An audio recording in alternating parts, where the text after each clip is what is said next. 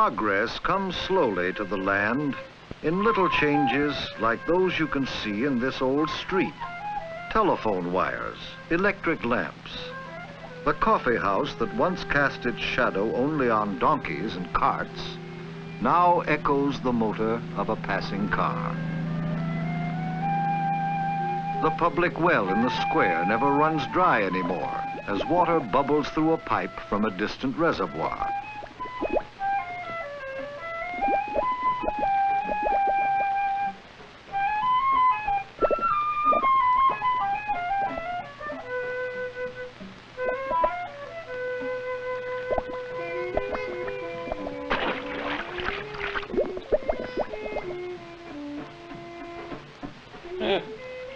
Big joke. I'd like to see you try to drink from that fountain. Why didn't you wait a minute, Hamid? No doubt a lot of water was being used elsewhere on the line. The whole system is no good. What can we expect of something built with American aid? That's unfair, Hamid. That is unfair. We do have running water now, where we had dry wells or floods before.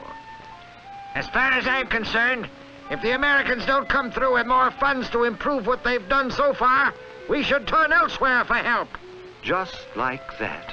Just like that. There are other big nations ready to extend credit to us, you know. I know. And if we ever got involved with those foreign powers you refer to, we'd end up with an innkeeper's bill. A what, Effendi? I was remembering one of the old stories about Nasr-ed-din Hodja, a wise man who lived in this land 500 years ago. The story is called The Innkeeper's Bill. It teaches that you should never get in debt to anyone whose main purpose is to take advantage of you.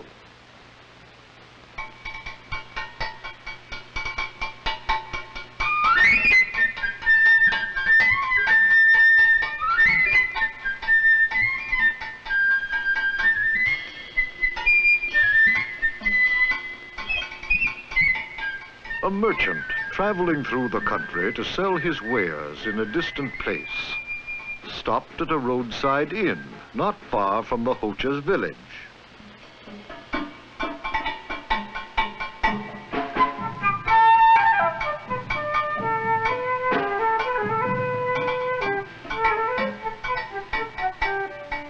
The innkeeper made the merchant welcome and served him for supper 1 roast fowl, 2 boiled eggs, and half a loaf of bread.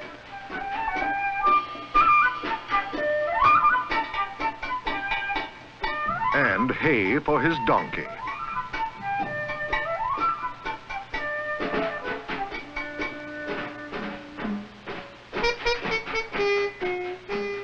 The next morning, even though the merchant did not know the innkeeper well, he asked if he could settle accounts on his return trip through the district. And the innkeeper agreed.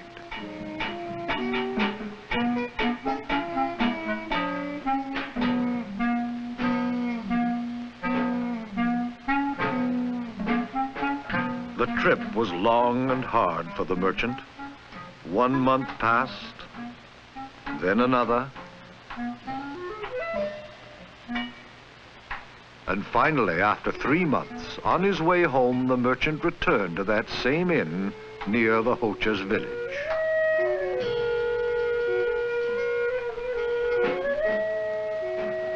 The innkeeper served him as before.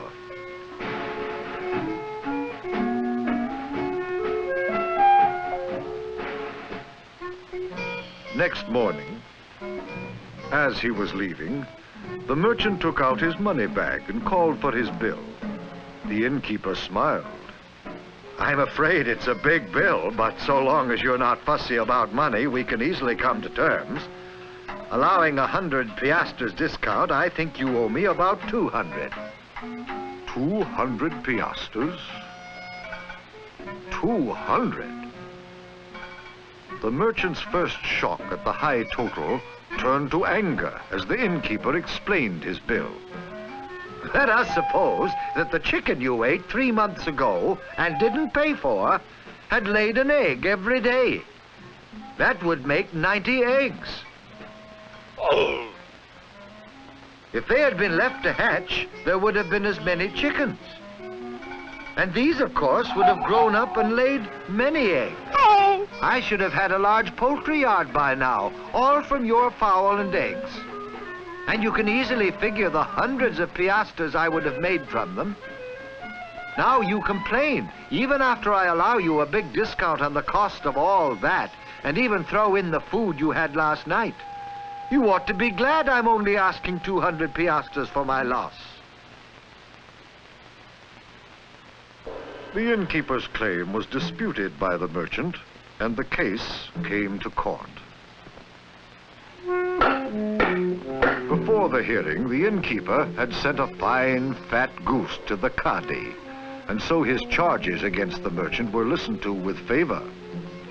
The merchant was found responsible for a great loss by the innkeeper and ordered to bring 200 piastres on the following day.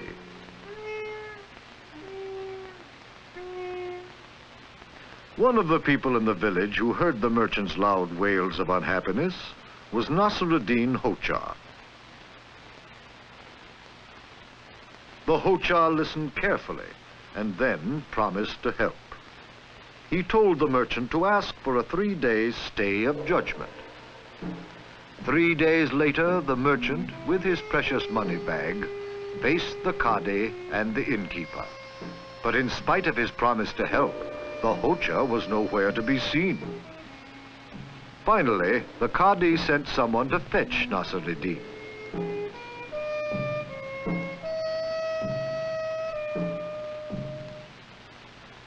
And an hour later, the Hodja stood in court. Qadi, I was just coming here when my partner at the farm came in. He was going to sow the field with ordinary wheat. But I stopped him and went to the cereal bins where we keep our boiled wheat. That's just as good, I told him, and gave him sacks of it to sow in all our fields. The Qadi's voice was filled with scorn for the Hodja. Gentlemen, you have heard him. This man actually sows his field with cooked wheat. Is it possible for the court to listen to such nonsense? Just as possible, answered the Hodja, as it is to raise a large yard of poultry from a roast fowl and some boiled eggs, for which you have condemned this worthy merchant to pay 200 piastres.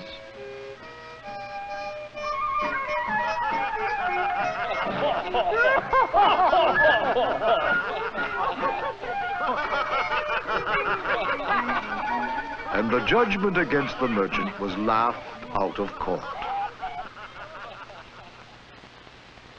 When the laughter died away in that courtroom long ago, the merchant was left with a lesson that the Hodja had made quite clear. Be careful to whom you get in debt. And that lesson applies just as well today, even to international affairs. Sometimes it is very convenient to have credit or funds extended to us.